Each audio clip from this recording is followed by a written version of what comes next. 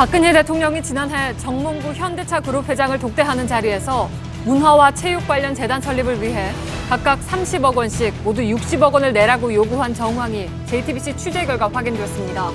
이 같은 내용은 안종범 전 청와대 수석의 수첩에 담긴 것으로 기업들이 자발적으로 두 재단 출연금을 냈다는 박 대통령의 주장과 배치돼 파장이 예상됩니다. K스포츠재단 관계자들이 연이어 박 대통령이 퇴임 후 재단 이사장으로 올 계획이었다고 폭로한 데 이어서 안종범 전 수석은 재단의 재산 운영 방식도 대통령이 직접 결정했다고 진술해 이 같은 폭로를 뒷받침했습니다. 박근혜 대통령 탄핵 심판을 진행 중인 헌법재판소가 첫 공개 변론을 내년 1월 3일에 열기로 했습니다. 바로 이틀 뒤에도 추가 변론을 하기로 결정하면서 예상보다 빠르게 심리가 이뤄질 수 있다는 전망이 나옵니다. 세월호 참사 당일이나 전날 대통령이 피부 미용 시술을 받았을 가능성이 제기됐습니다. 세월호 참사 다음 날인 2014년 4월 17일 사고 해역과 진도체육관을 찾았던 대통령 얼굴 사진에서 멍자국에 이어 주사바늘 자국이 포착됐습니다.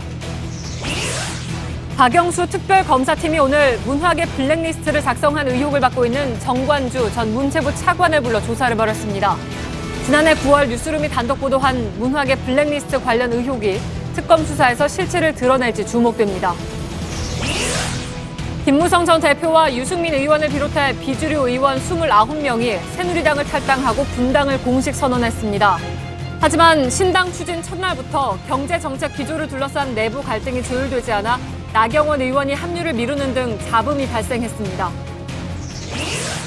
박근혜 대통령과 청와대 직원들이 맞았다는 주사제, 이 주사제를 건강관리 목적으로 홍보하는 일부 병원들의 상술이 논란이 되고 있습니다. 오늘 민착 카메라에서는 최수실 게이트 이후 관심이 커진 각종 영양주사제의 실태를 들여다봤습니다. 에너지를 쓰던 자동차가 수소로 에너지를 만드는 시대로 현대자동차. 시청자 여러분, JTBC 뉴스룸을 시작하겠습니다. 박근혜 대통령이 퇴임 후 문제가 된 재단들의 이사장으로 가려 했던 주장들이 점점 더 구체성을 띠고 있는 가운데 이를 뒷받침하는 것으로 해석되는 안종범 전 수석의 진술까지 나오면서 파장이 커질 것으로 보입니다. 그리고 세월의 7시간, 저희 뉴스룸은 오늘도 이 문제에 대해서 한 걸음 더 진전이 있습니다. 이 내용은 잠시 후에 자세히 보도해드리겠습니다. 먼저 박헌영 씨나 정동춘, 노승일 씨 등의 주장처럼 대통령이 재단을 사유화하려 했다면 이는 결국 뇌물죄 수사와 직접 연결될 수밖에 없습니다. 재벌 총수들에게 요구한 재단 출연금을 대통령 개인 이익을 위한 뇌물로 볼 수 있기 때문이죠. 그런데 저희 JTBC 취재 결과 박 대통령과 정몽구 현대차 그룹 회장의 독대 자리에서 대통령이 두 재단에 내야 할 돈의 금액까지 언급하면서 지시한 정황이 드러났습니다. 먼저 심수미 기자의 단독 보도입니다. 박근혜 대통령은 지난해 7월 24일 정몽구 현대차 그룹 회장과 독대를 했습니다. 그리고 안종범 전 청와대 정책조정수석을 불러 독대 자리에서 나온 내용을 지시했습니다. 안 전 수석은 평소처럼 박 대통령의 말을 자신의 수첩 속 지시사항란에 받아 적었습니다. 30 플러스 30과 60이라는 숫자였습니다. 안 전 수석은 검찰 조사에서 숫자의 의미를 설명했습니다. 박 대통령이 현대차 그룹에서 문화와 체육 관련 재단에 각각 30억 원씩 모두 60억 원 정도를 내기로 했다면서 이를 챙겨보라고 지시했다는 겁니다. 안 전 수석은 또 CJ그룹 손경식 회장 독대와 관련한 박 대통령 지시사항에도 20에서 30이라는 숫자를 적어놨습니다. 이후 미르와 K스포츠재단 설립 과정에서 재계 2위인 현대차그룹은 대통령 지시보다 많은 128억 원을 냈고 CJ그룹도 13억 원을 냈습니다. CJ는 1조 원 규모의 K컬처밸리 투자 등이 고려돼 메모 내용보다 출연금이 줄어든 걸로 전해집니다. 앞서 박 대통령은 재단 출연금에 대해 기업들에게 문화체육 발전에 대한 자발적 지원을 부탁했을 뿐이라고 주장해왔습니다. 정경련이 나서고 기업들이 이에 동의해 준 것은 감사한 일이라고 생각합니다. 하지만 경제산업정책의 최고 결정권자인 대통령이 재벌 기업들에게 직접 출연금까지 요구했거나 논의한 정황이 드러나면서 특검팀의 뇌물 혐의 수사도 속도를 낼 것으로 보입니다. JTBC 심수미입니다. 예, 보신 것처럼 기업 경영에 막대한 영향을 끼칠 수밖에 없는 대통령이 금액까지 특정해서 출연금을 내라고 했다면 뇌물죄 적용이 가능하다는 얘기가 법조계에서 나오고 있습니다. 특히 대통령이 퇴임 후에 문제의 재단에 가려했다는 증언이 계속 나오면서 이 돈이 대통령 개인의 돈이라는 의심이 추가되고 있는 상황입니다. 특검이 재단 사유화 의혹과 관련한 뇌물죄 수사를 고려할 수밖에 없는 이유이기도 합니다. 이어서 최규진 기자의 보도입니다. 박근혜 대통령은 그동안 두 재단 설립과 기금 모금은 모두 자신과 직접 관련이 없는 일이라고 말했습니다. 하지만 대통령이 퇴임 후 재단으로 오는 것으로 알고 있었다는 최 씨 측근의 증언이 나오고 재벌 총수 독대에서 재단이 사용할 돈을 직접 언급한 것까지 확인되면서 상황이 달라졌습니다. 일반적으로 공무원 대상의 뇌물죄가 성립하려면 직무 관련성이 있어야 하고 받은 뇌물이 사실상 자신에게 귀속돼야 합니다. 법조계에 따르면 박 대통령의 경우 국정 전반의 모든 권한을 갖고 있어 기업들 민원을 해결해주고 재단 모금을 한 것이 드러나면 직무 관련성은 충분합니다. 다음으로 뇌물의 귀속은 자신의 주머니로 들어와야 한다는 것인데 차명 계좌나 사실상 소유하고 있는 회사 등으로 흘러가도 달라지지 않습니다. 그런데 최 씨 측근의 증언이 나오면서 대통령이 사실상 두 재단을 소유하려 했는지에 대한 수사가 불가피해진 상황입니다. 특히 최 씨는 어제 구치소 청문회에서 재단 모금에 대해 자신이 아이디어를 내지 않았고 관여한 바가 없다며 박 대통령이 주도한 일이라는 취지로 말해 향후 수사가 주목됩니다. JTBC 최규진입니다. 대통령의 뇌물죄를 가를 또 다른 축은 역시 삼성에 대한 특혜 여부입니다. 특검팀은 삼성그룹의 최순실 씨 지원과 관련해서 오늘 안종범 전 수석, 문형표 전 복지부 장관, 홍완선 전 국민연금 기금운용본부장 등을 불러서 조사 중입니다.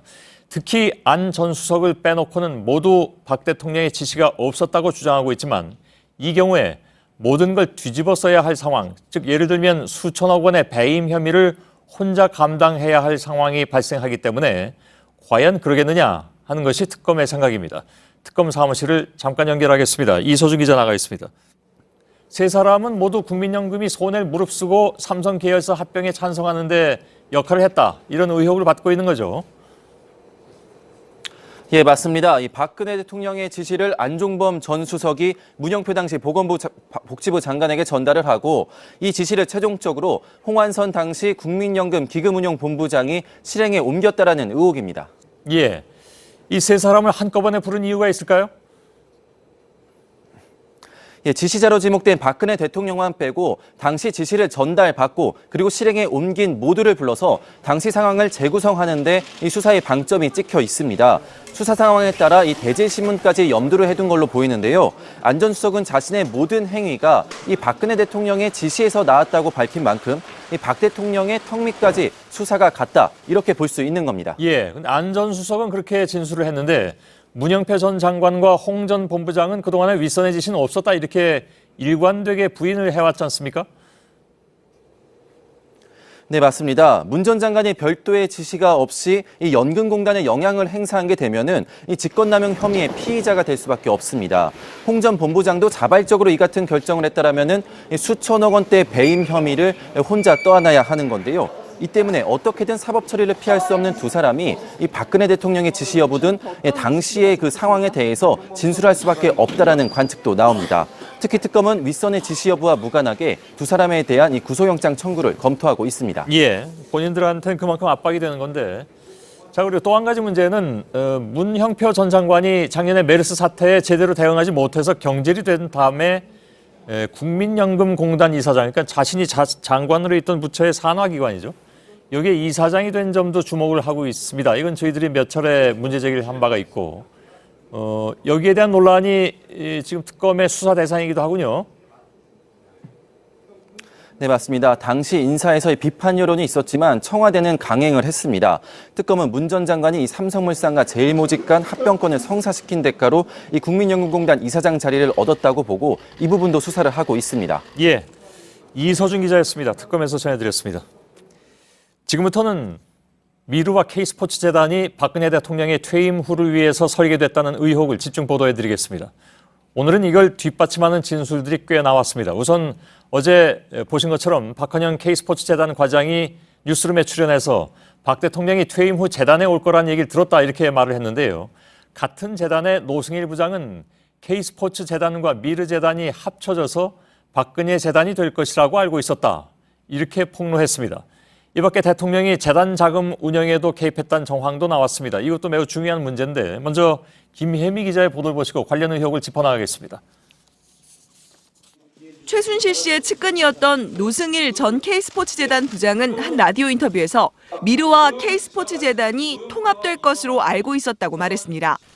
박근혜 대통령이 퇴임 후 통합재단의 이사장을 맡을 거라는 얘기를 들었다고도 했습니다. 미르와 K스포츠는 2017년도에 합병을 하기로 이렇게 돼 있다는 걸 제가 이제 감지를 해요. 미르와 K스포츠를 합병을 해서 그게 이제 박근혜 재단이 되는 거죠. 그 얘기를 누구에게 들었는지는 수사기관에 밝히겠다고 했습니다. 노 부장은 삼성과 최순실 씨의 독일 회사 코레스포츠에 200억 원대 지원 계약 당시 돈을 주는 삼성 측이 오히려 적극적이었다는 얘기도 했습니다. 박원호 원장 삼성에서 계약을 좀 빨리 서두른다 그 얘기를 했고 그다음에 삼성에서 계약서 초안이 먼저 들어와요. 최 씨 측이 제안서도 내기 이전에 삼성이 지원 계획을 보내줬다는 겁니다. 최순실 씨와 삼성 간의 계약은 삼성물산과 제일모직 합병 약 한 달 뒤 이런 이례적인 과정을 거쳐 이루어졌습니다. JTBC 김혜미입니다. 예, 박근혜 대통령이 재단에 관여한 정황은 검찰 수사 결과에서도 이미 밝혀진 일입니다. 뇌물 혐의와 직접 관련이 되는 재단의 돈 문제가 포함이 됩니다. 박 대통령이 기업을 상대로 돈을 내도록 요청한 부분인데 여기에 대해서 박 대통령은 국익을 위해서였다고 해명한 바 있죠. 그런데 대통령이 재단의 돈 운영 방식에도 개입했다는 진술이 나왔습니다. 이건 매우 중요한 문제죠. 돈의 모금뿐만이 아니라 운영 그 과정까지 개입을 했다면 이른바 사유화 논란이 당연히 나올 수밖에 없는 건데요. 특히 재단의 사유화 논란과 관련된 것은 파장이 클 것으로 보입니다. 이 문제 안의근 기자의 단독 보도로 우선 보시겠습니다. 어제 열린 국정조사 특위 현장 조사에서 국민의당 이용주 의원은 안종범 전 수석에게 미르재단 기본 재산의 비율 조정을 박근혜 대통령이 지시한 것인지 물었습니다. 안 전 수석은 대통령의 지시가 맞다고 인정했습니다. 그 지시를 최순실로부터 안 받았다면은 청와대 수석한테 그 지시를 할 수 있는 사람은 대통령밖에 없지 않냐. 안 수석이 그건 그렇다라고 말을 한 거죠. 검찰 수사 결과 안 전 수석이 지난해 10월 미르재단 출연금의 기본 재산과 보통 재산 비율을 9대1에서 2대8로 바꾸라고 지시한 사실이 드러난 바 있습니다. 당초 전경련은 재단 마음대로 쓸 수 없는 기본 재산의 비중을 높여 재단의 안정성을 유지하려고 했습니다. 하지만 이렇게 재산 비율이 바뀌면서 재단 운영 자금으로 마음대로 쓸 수 있는 부분이 커졌습니다. 그 결정이 대통령의 지시에 따라 이루어졌다는 겁니다. 박 대통령이 미르재단 이름부터 출연금 규모, 자금 운영 방식까지 세세하게 지시한 정황이 드러나면서 두 재단이 박 대통령의 퇴임을 위해 설계됐다는 의혹은 더욱 커지고 있습니다. JTBC 안의근입니다. 예, 박근혜 대통령이 퇴임 후에 재단으로 올 것이라고 생각했다는 재단 관계자들 폭로는 특검은 물론이고 탄핵 심판에도 영향을 줄 수 있는 중요한 단서입니다. 그리고 그 폭로와 정황은 점차 구체화되고 있습니다. 취재 기자와 함께 한 걸음 더 들어가겠습니다. 서복현 기자가 나와 있습니다. 자, 방금 보도는 박 대통령이 재단의 재산 운영 방향, 그러니까 예를 들어서 모금을 하는 데 있어서 개입한 것도 당연히 문제가 되는데 그 모금한 돈을 어떻게 운영하느냐, 그러니까 누구 몫을 얼만큼 하고 얼만큼 하느냐에까지 지금 개입을 했다는 얘기잖아요. 이 주장은. 예, 그렇습니다. 이 앞서서는요. 재단 이름, 그러니까 미르재단이라는 이름, 그리고 이사진 구성은 박 대통령의 지시로 이루어졌다는 것이 안 전 수석의 진술 그리고 업무 수첩에서 드러났는데요. 여기에 더 나아가서 이 재산의 운영 방향까지 박 대통령의 지시로 이루어졌다는 겁니다. 그러니까 쉽게 말하면요. 재단의 기본 재산은 묶인 돈이고 보통 재산은 쓸 수 있는 돈인데 박 대통령의 지시로 쓸 수 있는 돈의 양을 늘렸다는 얘기가 되는 겁니다. 예. 그러니까 퇴임 후에 재단 이사장으로 올 것으로 알았다는 재단 관계자들의 폭로하고도 연결이 되는 부분입니다. 바로 이 부분이. 그렇죠. 재단의 돈 문제까지 직접 지시를 한 것이다 이런 얘기인데 오늘 그 노승일 K스포츠재단 부장이 박 대통령하고 재단과의 관계에 대해서 더 구체적으로 진술한 내용들이 있죠. 네, 그렇습니다. 박헌영 과장은 어제 JTBC 뉴스룸에 출연해서 퇴임 후에 박 대통령이 K스포츠재단 이사장으로 온다고 노승일 부장에게 들었다 이렇게 얘기를 했는데요. 예. 오늘 노 부장은 박 과장은 K스포츠재단만 얘기했는데 노 부장은 두 재단이 2017년에 통합이 되고 그러니까 미르재단과 K스포츠재단이 통합이 되고 그 이후에 퇴임 이후에는 박 대통령이 이사장으로 온다고 들었다 이렇게 얘기를 했습니다. 예. 그리고 이 통합 얘기가 나왔죠. 그런데 정동춘 K스포츠재단 이사장은 안종범 전 수석이 이 두 재단을 해산하고 통합재단을 만들 예정이라고 했다. 그러니까 통합 관련된 부분이 또 새롭게 등장한 부분입니다. 그러니까 내용들이 조금씩 구체화되고 있는 거죠. 예. 안종범 전 수석은 자기는 대통령이 시킨 대로 했다. 그러니까 쉽게 말하면 요즘 하는 말로 아바타였다는 얘기가 되는데 예. 그렇기 때문에 더욱 의구심이 갈 수밖에 없다. 대통령에게. 예, 그렇죠. 근데 노승일 부장이 들었다는 건 누구한테 들었다는 겁니까? 일단 노 부장은 실명은 거론할 수 없지만 검찰 그러니까 특검에서는 모두 얘기하겠다고 했습니다. 그러면서 이 최순실 씨에게 이 내용을 들었던 사람에게 들은 것은 맞다. 그러니까 결국은 최순실 씨 입에서 처음으로 시작됐다. 이런 부분은 얘기를 했습니다. 예. 재단 관련해서는 아까 얘기한 것처럼 안 수석은 박 대통령의 지시에 따른 것이다. 이렇게 계속 얘기를 하고 있는데. 예, 그렇습니다. 예. 일관됩니다. 그러니까 어제 구치조사에서도요. 안 전 수석은 이 박 대통령의 지시에 의해서만 한 것이다. 박 대통령의 지시였다. 이렇게 거듭 얘기를 했습니다. 예. 그런 면에서 보면 이 안 전 수석이 재단을 통합하려고 했던 이 부분 역시 이 박 대통령의 지시로 이루어졌을 가능성이 큰 겁니다. 그런데 이게 처음 제기된 문제는 아니죠. 네, 그렇습니다. 이 박 대통령의 사유와 가능성을 조사한 곳이 있습니다. 바로 이석수 전 특별감찰관입니다. 예. 이 부분에 대해서도 직접 언급이 있었는데요. 한번 들어보시죠. 예.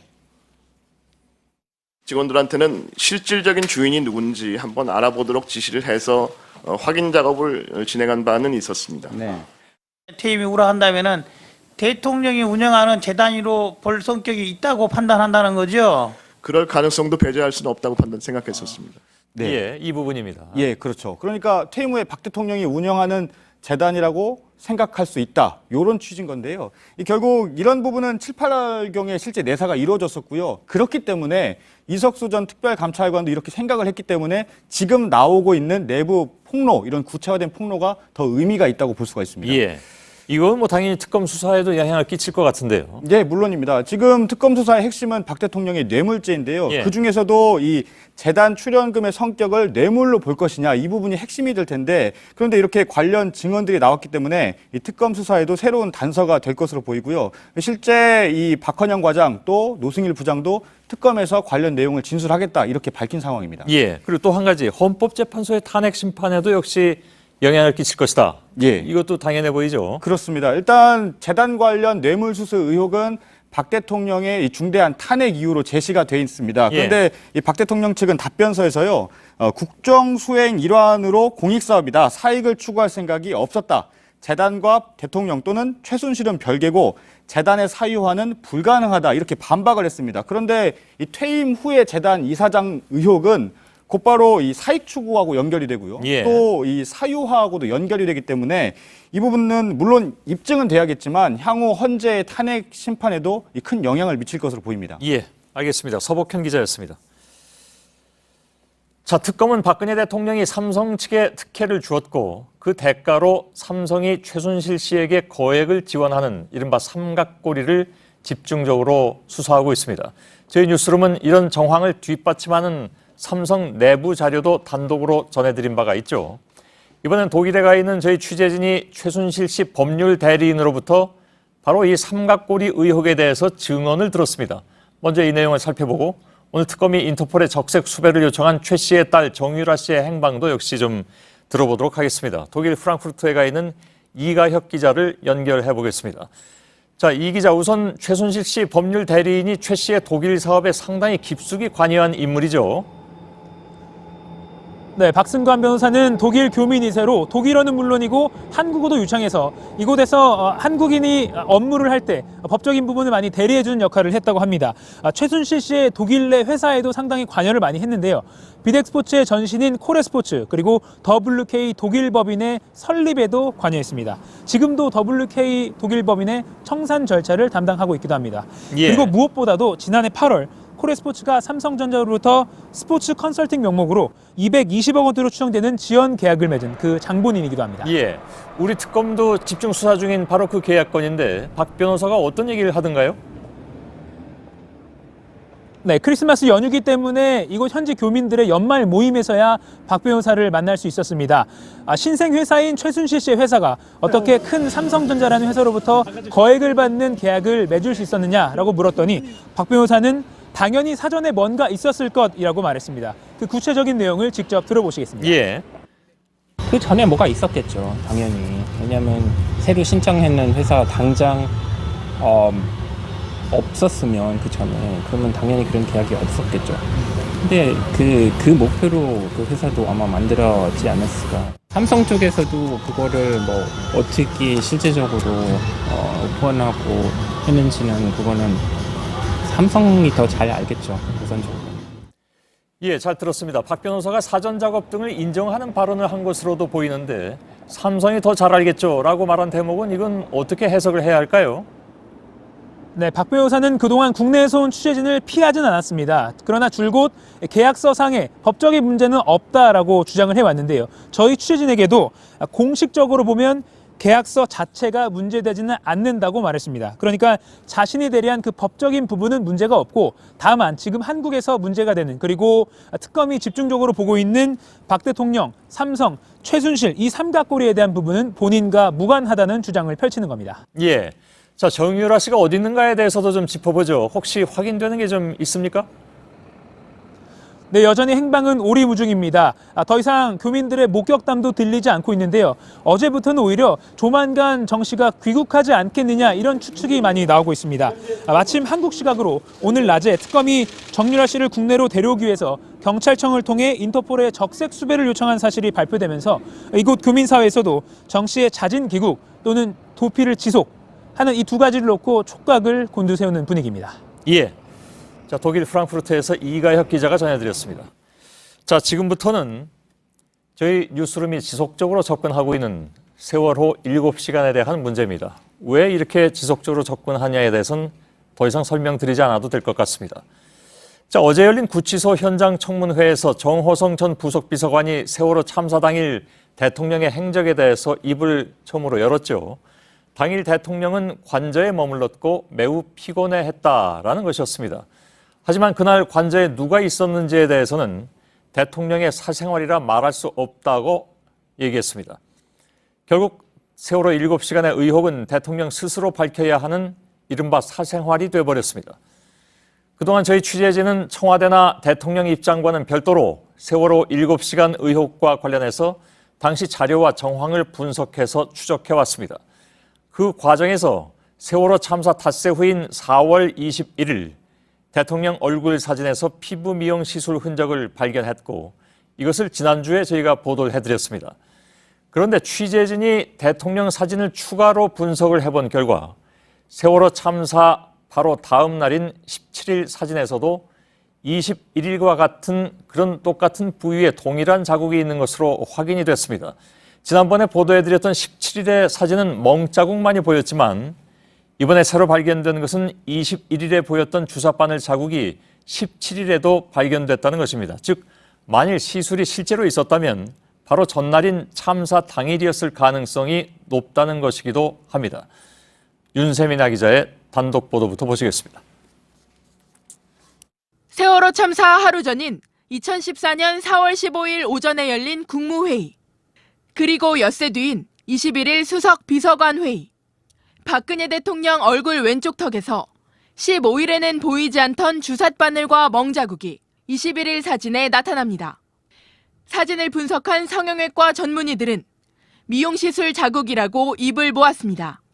거기에 어떤 주사바늘 자국인 것 같은데 그 주변으로 뭔가 약간 좀 부어있는 느낌이 살짝 있었어요. 4월 15일과 21일 사이에 대통령의 미용 시술이 이루어졌을 가능성이 제기되는 대목. 그런데 당시 대통령 사진을 추가 분석한 결과 세월호 참사 바로 다음 날인 17일 사진에서도 21일과 같은 부위에 동일한 자국이 있는 것으로 확인됐습니다. 이견이 없을 정도로 비슷하게 보이는데 이전 시술한 게 좀 천천히 멍이 빠진 게 아닌가 싶은데요. 당시는 박 대통령이 사고 해역과 진도체육관을 찾은 날이었습니다.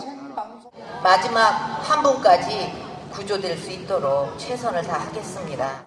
성형외과 전문의들에 따르면 17일과 21일 사진에 보인 자국은 실 리프팅 시술 흔적이라는 분석이 가장 많았습니다.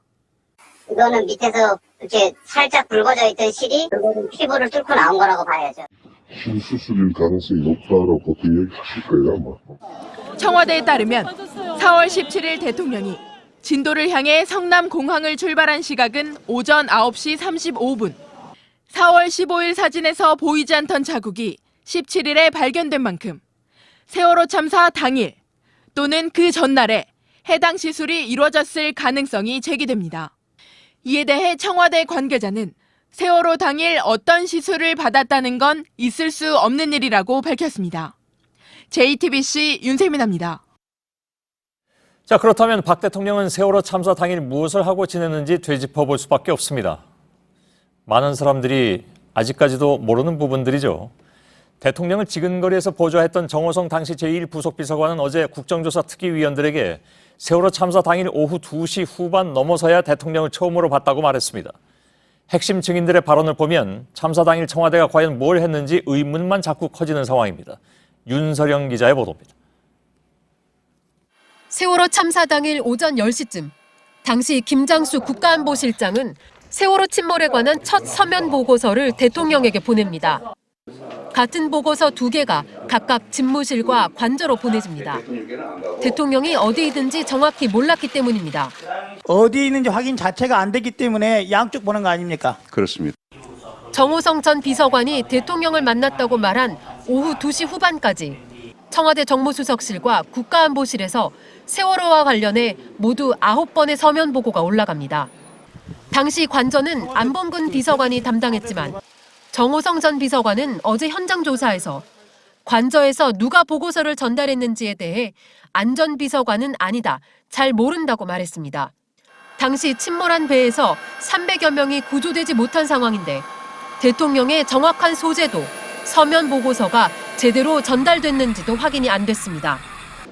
박 대통령이 2시 50분 김장수 전 실장으로부터 구조자 중 190명이 중복 집계됐다는 보고를 받은 뒤 정호성 전 비서관은 미용사를 호출했습니다.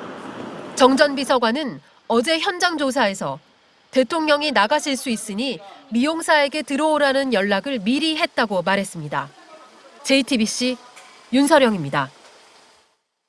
자, 이 문제는 좀 차근차근 짚어볼 필요가 있습니다. 취재 기자와 함께 한 걸음 더 들어가겠습니다. 박진규 기자가 나와 있습니다. 자, 우선 정호성 전 비서관의 발언 가운데 눈여겨볼 대목이 있죠. 네, 그렇습니다.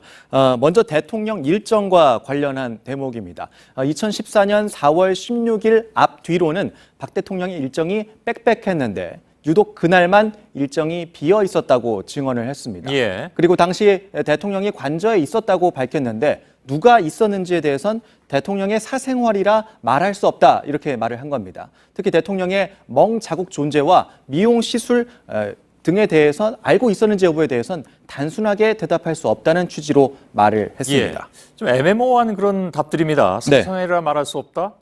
뭐 단순하게 대답할 수 없다. 이게 대체 어떤 얘기들인지 네. 더 좀 살펴봐야 될 그런 답변들인데. 그렇습니다. 사실 월요일하고 화요일은 뭐 청와대를 오래 취재한 사람들에 따르면 월요일은 저 대통령 수석비서관 회의가 보통 있고 화요일은 국무회의가 있고 네. 월화가 굉장히 빡빡하다. 예. 수요일 오전은 비오던 경우가 많다. 뭐 이런 얘기들도 많이 하고 있습니다. 그래서 어떤 개인적인 일을 한다면 그때 하는 경우가 있다라는 건데 문제는 그 수요일이 세월호 참사 당일이었다는 얘기죠. 정 전 비서관의 증언이 오늘 새롭게 제기한 의혹들과는 어떤 연관성이 있을까요? 정재원 비서관은 앞서 말씀드린 대로 세월호 당일, 참사 당일 대통령의 일정이 없었다고 했는데요. 참사 전에 마지막 공식 일정은 전날인 15일 오전 열렸던 국무회의였습니다. 그렇습니다. 화요일. 네, 그렇습니다. 당시 사진을 보면요. 저희가 이 사진 외에도 여러 각도로 촬영된 사진들을 분석을 해봤는데 별다른 흔적을 볼 수가 없었습니다. 그런데 21일에 열린 수석 비서관 회의에 참석한 대통령 사진을 보면 자국이 뚜렷하게 보입니다. 저희가 접촉했던 성형외과 전문의들은 모두 피부 미용 시술 흔적이라고 말을 했습니다. 예, 이른바 실리프팅일 가능성이 있다는 얘기가 주로 많이 나왔다는 것은 아까 보도를 해드렸습니다. 예. 자, 이 자국이 지금 4월 15일은 깨끗한 사진이고 20일에 자국이 나 있는 사진인데 그 사이에 4월 17일에 21일에 보였던 자국이 보인다는 거잖아요. 네, 그렇습니다. 예. 그 동일한 위치에 대해서 나타내는 예. 걸로. 지금 보시는 이 사진이 대통령이 참사 다음 날인 17일 진도체육관을 찾았을 때 사진입니다. 예. 대통령의 측면 사진을 15일과 17일, 21일에서 비교해 보면 15일에 없었던 자국이 17일과 21일에는 동일한 부위에 보이는 걸 볼 수가 있습니다. 예. 정면에서 촬영한 사진도 있는데 마찬가지로 나타나지 않던 부위가 나타납니다. 예. 사진을 분석한 성형외과 전문의들은 대부분 15일과 17일 사이에 대통령의 피부 미용 시술이 있었을 거라는 분석을 내놨습니다. 물론 실물을 보고 판단하는 게 아니기 때문에 단정할 수는 없습니다. 예. 15일과 17일 사이라면 15, 16, 17일입니다. 그러니까 참사 당일인 16일 오후에 대통령의 중대본 방문이 있었는데 그때 사진엔 흔적이 없었나요?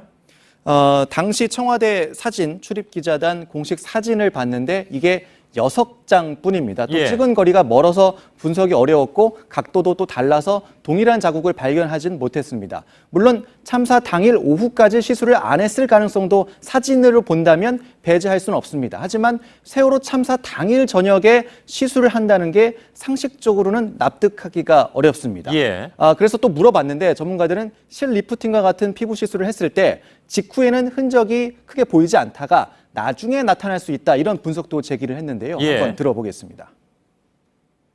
피부가 얇으니까 시간이 지나면은 그렇게 밀고 나와요. 저기 한쪽에다가 보통 한 6개에서 10개 정도 시술하는데 한두 개가 좀 그럴 수가 있어요. 그래서 실이 이제 아주 뾰족하지는 않은데 안에 철근이 이렇게 계속 치고 있다고. 예. 네. 그러면 21일 이후에는 어떤가요? 역시 시술 자국이 보이나요? 네, 그렇습니다. 21일 자국이 계속 이제 보이는 건데요. 예. 지금 보시는 건 세월호 참사 다음 주였던 4월 25일 오바마 미국 대통령의 방한 당시 사진입니다. 21일 사진에 비해서는 아문 것처럼 보이지만 자국은 여전히 보이는 상황이고요. 예. 다음 사진은 5월 13일 국무회의에서 촬영된 사진인데 5월 9일 공식 일정 이후 나흘 만에 첫 일정이었습니다. 앞서 예. 한국일보에서도 제기했던 대목이죠. 마리오네트 라인으로 불리는 곳에 멍자국이 뚜렷하게 보였고 턱 주변에 추가 시설 흔적으로 보이는 자국들도 있었습니다. 그리고 다음 날 14일 사진도 저희가 봤는데 새롭게 본 부분은 오른쪽 턱 부위에 주삿바늘로 보이는 자국도 나타나는 걸 볼 수가 있었습니다. 예. 4월처럼 시술 흔적이 갈수록 더 뚜렷하게 보인다는 어떤 패턴, 공통점을 또 볼 수가 있었습니다. 예. 뭐 아시는 것처럼 4월도 그렇지만 5월 초에도 사실은 세월호 희생자 시신 수습 때문에 온 국민의 관심이 쏠려 있었던 그런 비상 상황이었는데 사실 뭐 상식적으로는 만일 이것이 사실이라면 이해가 가진 않는 그런 상황임에 틀림이 없습니다. 네. 잠시 잠수부들이 계속해서 시신 수습에 나서고 있던 상황이어서 예. 시술이 이루어졌다면 도덕적인 비난을 피하기가 어려워 보입니다. 예. 자, 청와대 입장은 뭐 그런 일은 없다라는 전면 부인이 계속되고 있는 거죠? 네, 그렇습니다. 정영국 대변인이 답변을 했는데요. 세월호 당일 어떤 시술을 받았다는 건 있을 수 없는 일이다. 그럴 시간이 어디 있겠느냐. 그렇게 해명을 했는데도 불구하고 받아들여지지 않고 의혹이 제기되고 있는 상황이 참 답답하다. 이렇게 말을 했습니다. 예, 알겠습니다. 박진규 기자였습니다. 박 대통령의 세월호 7시간 의혹은 헌법재판소 탄핵 심판 대상이기도 합니다. 오늘 헌재가 첫 공개 변론을 내년 1월 3일에 열기로 결정했습니다. 이틀 뒤인 5일에도 변론이 이어집니다. 심판이 장기화할 경우에 국정 혼란이 우려된다는 판단에 헌재가 지금 신속하게 나선 것으로 보입니다. 백종훈 기자입니다. 헌법재판소는 박근혜 대통령 탄핵 심판의 첫 공식 변론 날짜를 내년 1월 3일로 정했습니다. 지난 9일 국회에서 탄핵 소추안이 가결된 뒤 25일 만에 양측의 공방이 시작되는 겁니다. 당초 내년 1월 중순쯤 변론이 본격화할 것이란 관측이 나왔는데 이보다 빠르게 진행되고 있습니다. 노무현 전 대통령의 탄핵 심판과 비교하면 일주일이 늦은 셈이지만 사건의 복잡성을 고려할 때 신속하게 절차를 밟아 나간다는 평가가 나옵니다. 헌재가 첫 변론 이틀 뒤인 1월 5일에 두 번째 변론을 열기로 한 것도 같은 맥락입니다. 특히 일주일에 2차례씩 심리가 열려 빠르면 1월 말 결정이 이뤄질 가능성도 나오고 있습니다.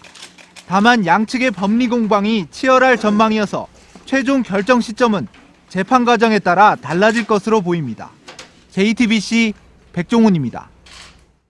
이렇게 공개 변론 시작을 일주일 앞두고 가장 주목되는 것 중에 하나는 박 대통령이 직접 심판정에 나설지 여부죠. 하지만 대통령 측은 직접 출석하지 않는다는 입장을 여전히 고수하고 있습니다. 임지수 기자의 보도입니다. 탄핵 심판에서 대통령 혐의를 추궁할 국회 소추위원단은 세월호 7시간 동안의 행적 의혹 등을 설명하라며 박근혜 대통령의 헌재 출석을 요구해왔습니다. 헌법재판관들도 박 대통령이 직접 그날의 기억을 밝히라고 한 바 있습니다. 오늘 이정미 헌법재판관은 박 대통령의 직접 출석 여부에 대해 거듭 묻기도 했습니다. 하지만 대통령 대리인단은 출석하지 않겠다는 입장을 고수했습니다. 대통령이 나오지 않아도 일반 재판처럼 법률 대리인이 사실관계를 밝히면 진상규명이 가능하다는 주장입니다.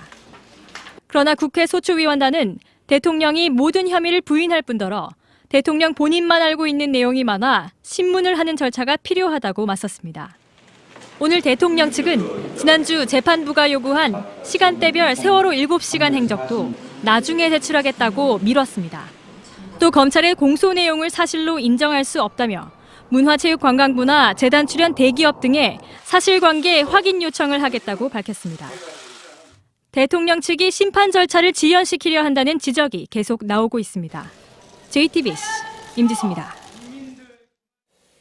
굉장히 허접스럽게 A4 용지에다가 몇백 명 정도 이름을 적어왔다. 유진룡 전 문체부 장관이 증언한 이른바 문화계 블랙리스트의 시작입니다. 시기는 세월호 참사 직후였던 2014년 6월이었습니다. 청와대 정무수석실에서 명단을 작성해서 이들에 대한 지원을 끊으라는 지시가 문체부로 내려왔다는 겁니다. 명단은 점차 확대돼서 아시는 것처럼 나중에 10,000명 가까이 됐죠. 박영수 특별검사팀은 어제 김기춘 전 청와대 비서실장 그리고 조윤선 문체부 장관 등에 대해서 압수수색을 실시했고 오늘은 정관주 전 문체부 차관을 불러서 조사를 벌였습니다. 특검팀은 또 블랙리스트로 추정되는 명단의 일부를 확보했다고도 밝혔습니다. 기억하실지 모르겠는데 저희 뉴스룸에선 작년 9월에 이미 이런 블랙리스트가 존재하고 그래서 대한민국 연극 대상까지 받은 연출가가 심사에서 탈락했다는 의혹을 단독으로 보도해드린 바가 있습니다. 그 당시에는 글쎄요, 이런 문제가 크게 불거지지 않았기 때문에 관심을 덜 끌었는지 모르겠는데 상황이 여기까지 오니까 당시 그 기사가 다시 한번 눈길을 끌게 됐습니다. 당시 그 리포트를 냈던 강신우 기자와 함께 이 얘기를 좀 더 짚어보도록 하겠습니다. 강신우 기자. 예. 그 당시에 그 압력에 의해서 작품을 포기해야 했던 예술인들 많이 만나봤었죠. 네, 그렇습니다. 예. 지난해 9월에 제가 취재했던 연극 연출자 박근영 씨가 대표적이었는데요. 문체부 산하의 문화예술위원회 사업에 지원해서 높은 점수를 받았었는데요. 그 담당 공무원들이 집요하게 찾아와 압력을 행사했고 결국은 스스로 포기를 했습니다. 예. 당시 제가 인터뷰를 했었는데요. 한번 들어보시죠. 예. 이게 청와대에서 하는 거예요. 그 직원들이 저한테 다 얘기했어요. 근데 저는 그 사람들 불쌍해요. 공무원들이요. 문화예술 공무원들.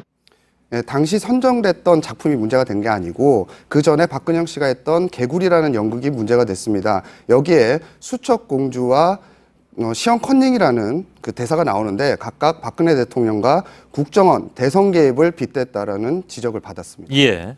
자, 제 기억에도 이거 작년에 강신우 기자와 함께 몇 차례 걸쳐서 집중 보도해드린 바가 있습니다. 근데 요즘 같은 상황에서라면 더더욱 와닿는 그런 기사였을 텐데 그 당시엔 사실 블랙리스트에 대한 얘기조차 이렇게 많이 나와 있지 않았기 때문에 그래서 많은 분들이 혹시 이제 관심을 금방 두지 않게 됐는지는 모르겠는데 오늘 다시 얘기를 들으니까 정말 아주 명확하게 드러나는 그런 상황인 것 같습니다. 문제 블랙리스트가 2014년부터 15년 초에 걸쳐서 만들어졌다면 당장 그 해부터 현장에서 적용됐다고 봐야 되는 건가요, 그러면? 네, 박근영 씨 사례를 보면요. 이 박근영 씨가 지원했던 사업이 바로 2015년 봄에 진행이 됐습니다. 예. 그러니까 시기가 일치한다고 볼 수 있는데요. 이때 당시에 문화예술위원회에서 직원들에게 그 상부 지시사항이라는 문건을 하달합니다. 저희가 보도를 했었는데요. 예. 주 내용이 문제가 될 수 있는 예술인들과 그 작품들을 미리 파악을 하라는 겁니다. 예. 김영환 전 민정수석의 비망록에 김기춘 전 비서실장이 이런 지시사항을 했었는데요. 문화예술계의 좌파 책동에 투쟁적으로 대응하기 위해 이들의 인적 네트워크 파악이 필요하다. 이런 지시사항과도 맥을 같이 한다고 볼 수 예. 있습니다. 쓰는 용어 자체가 굉장히 좀 생경하기도 합니다. 좌파에 투쟁적으로 대응한다 이런 표현 자체가. 그 블랙리스트가 적용된 게 연극계뿐만이 아니었다면서요? 예, 그렇습니다. 당시에 문화예술위원회 심사위원들의 폭로도 잇따랐는데요. 예. 그 내용도 한번 들어보겠습니다. 예. 문화관광부 그리고 하여튼 내부적으로도 그 위에서부터 이미 기본적인 어떤 것들이 정해져 내려온대요. 그런 일들이 지금 뭐 연극뿐만 아니라 다양한 매체에서 막 벌어지고 있더라고요. 예. 예, 심사위원들까지 이런 압박을 받을 정도면 문제가 심각했던 것 같은데요. 모든 예술 분야 심사를 하던 심사위원들이 당시 영화, 음악, 문학 등 다양한 분야에서 블랙리스트가 현장에 적용되고 있다 이렇게 파악을 했습니다. 예. 그때 이미 상당 부분 치밀하게 진행이 되고 있었다는 얘기인데 당시 JTBC 보도 이후에 아무튼 많은 예술단체에서 박근혜 정부의 어떤 그 문화 검열이 굉장히 투박하다 이런 성명을 낸 바도 있고 선정위원들까지 항의하는 그런 사태도 있지 않았습니까? 네, 그렇습니다. 박근혜 정부의 문화 검열을 한마디로 요약한다면 막무가내 시기였습니다. 블랙리스트에 포함되어 있는 예술인이 선정이 되면 다른 선정인들까지 지원을 받지 못하도록 3달이 넘게 지원을 중단하고 사업을 중단했던 경우까지 있었습니다. 예. 특히 문체부 공무원들이 선정위원들에게 이 특정인 때문에 이 사업을 중단해야 된다라고 노골적으로 발언을 일삼기도 했습니다. 이렇다 보니 심지어 보수 성향의 심사위원들까지도 이건 아니라며 취재기자에게 블랙리스트에 따른 이 문화검열을 맹렬히 비판을 했습니다. 예. 문체부가 지원은 하되 개입은 하지 않는다라는 정책을 표방하면서 그 정부의 비판적인 예술인들에게 개입만 하고 지원은 하지 않았습니다. 예. 이런 모든 것들이 그야말로 이제 응축이 돼서 요즘 블랙리스트 파문으로까지 터지게 되는 것이 아닌가 하는 생각을 다시 한번 하게 되는군요. 강신우 기자였습니다. 예, 이 문제로 인해서 압수수색을 받은 김기춘 전 청와대 비서실장은 인사전횡과 직권남용 혐의에 대해서도 특검 수사 선상에 올라 있죠. 2년 전에 유진룡 당시 문체부 장관에게 코미디언 자니윤 씨의 낙하산 인사를 강요하고 말을 듣지 않자 강하게 질책했다는 증언이 나왔습니다. 세월호 참사 직후에 박근혜 대통령이 공직사회 개혁을 약속한 바로 다음 날이었습니다. 권근영 기자입니다. 세월호 참사가 벌어지고 한 달여 뒤 박근혜 대통령은 대국민 담화에서 공직사회 개혁을 약속했습니다. 그러나 바로 다음 날 김기춘 당시 청와대 비서실장이 대선 캠프 출신의 코미디언 자니윤 씨의 낙하산 인사를 지시했다는 증언이 나왔습니다. 앞으로 낙하산 인사를 없애겠다. 그렇게 국민들한테 약속을 합니다. 근데 그 바로 다음 날 저한테 지시를 해요. 당시 유진룡 문체부 장관은 관광공사 감사 대신 홍보대사를 제안해 윤 씨의 동의를 받았지만 그게 끝이 아니었습니다. 그거 시키는 대로 하지. 그거 왜 자꾸 쓸데없는 짓 하냐. 그대로 해라. 유 전 장관 퇴임 한 달 뒤인 2014년 8월 결국 윤 씨는 감사에 임명됐고 보은 인사와 전문성 부족 논란에 휩싸였습니다. 유 전 장관은 국정조사 청문회에 안 나간 솔직한 이유도 전했습니다. 김기춘 실장을 보면은 이 혹시 뭐 따기를 때린다든가 뭐 하다못해 뒤통수를 갈긴다든가 하는 그 사고를 칠 수도 있겠다라는 스스로 걱정을 했기 때문에 유 전 장관은 세월호 참사 직후 정부 조직 개편을 국무위원들과 상의도 없이 결정하는 건 문제라고 말하자 박 대통령이 역정을 냈다는 내용도 공개했습니다. JTBC 권근영입니다. 예, 가칭 개혁 보수 신당 창당을 추진 중인 새누리당 비주류가 오늘 집단 탈당을 했습니다. 그런데 첫날부터 신당의 정강 정책 기조를 놓고 내부 갈등이 표출됐습니다. 이 때문에 탈당 인원도 줄었습니다. 이희정 기자입니다. 오늘 새누리당을 탈당한 의원은 모두 29명입니다. 김무성 전 대표와 여권 대선 후보로 분류돼 온 유승민 의원도 탈당계를 냈습니다. 하지만 당초 발표했던 35명에선 6명이나 준 인원입니다. 그간 탈당 논의에 앞장서온 나경원 의원도 빠졌습니다. 나 의원은 개혁을 담아나가는 방향에 대해 신중하게 지켜본 뒤에 합류하겠다고 밝혔습니다. 유승민 의원이 내세우는 탈보수 경제정책이 신당의 정책 기조인 것처럼 알려지는 데에 대한 불만을 표출한 겁니다. 이런 배경엔 2007년 한나라당 대선 후보 경선 때 형성된 계파 갈등이 깔려 있다는 분석도 나옵니다.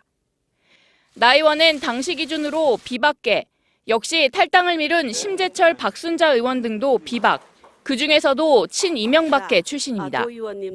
반면 나 의원이 신당 정책분과위원장을 맡는 데 대해 난색을 표명했던 이들 중엔 당초 박근혜 대통령을 도왔다가 멀어진 탈박계 인사들이 많습니다. 논란이 커지자 유 의원은 나 의원이 다음 달 신당에 합류할 것이라며 진화에 나섰습니다. 한편 탈당파는 오늘 미리 당을 나와 있던 김용태 의원까지 합쳐 30명 규모로 원내 교섭단체 등록을 마쳤습니다. 원내대표엔 주호영, 정책위 의장엔 이종그 의원이 선임됐습니다. JTBC 이희정입니다. 이런 가운데 새누리당은 임명진 목사를 비상대책위원장으로 앉히고 자체 수술을 시작하겠다고 밝힌 바가 있죠. 그러나 인 내정자가 당 개혁을 위한 친박근혜에게 인적 청산을 놓고 하루 만에 180도 달라진 태도를 보여서 논란이 커지고 있습니다. 최수연 기자의 보도입니다.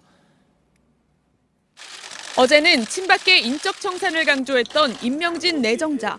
8살안에 무슨 뭐 최순실 남자 뭐 그런 얘기를 하지 않았으니 분명히 있는 것 같긴 한데 제가 해야 될 일 중에 중요한 일 중에 하나입니다. 그러면서 친박계 핵심인 서청원, 최경환 의원에게 정계 은퇴를 요구할 수 있다고도 말했습니다. 하지만 하루 만에 나온 발언은 완전히 달랐습니다. 팔떡이란 말도 그거 뭐 누가 한 사람이 그냥 자기 자의적으로 한 얘기지 무슨 우리 당에 그 누구도 최순실을 안 사람 없고 최순실을 부역한 사람 없습니다. 역시 친박계에 대한 징계 필요성은 언급했지만 당 윤리위원회의 경고나 사회봉사를 시킬 수도 있다며 수위는 확 낮췄습니다. 친박계는 곧바로 목소리를 높였습니다. 당내 아직 파악을 제대로 안 하시고 너무 개혁적인 것을 말씀하면 오히려 당의 분열이 더 초래될 수 있다고 생각합니다. 친박계 인사들은 법적인 잘못이 있을 때만 나가라고 할 수 있는 것이라며 출당 조치 가능성을 원천 봉쇄하기도 했습니다. 이 때문에 친박계의 반발을 의식한 임 내정자가 취임도 하기 전부터 당 개혁과 관련된 소신을 저버리는 것 아니냐는 비판이 나옵니다. JTBC 최수연입니다. 교육부가 국정역사교과서 적용을 1년 유예하고 2018년부터는 국정과 검정교과서 가운데 학교가 선택하도록 최종 결정했습니다.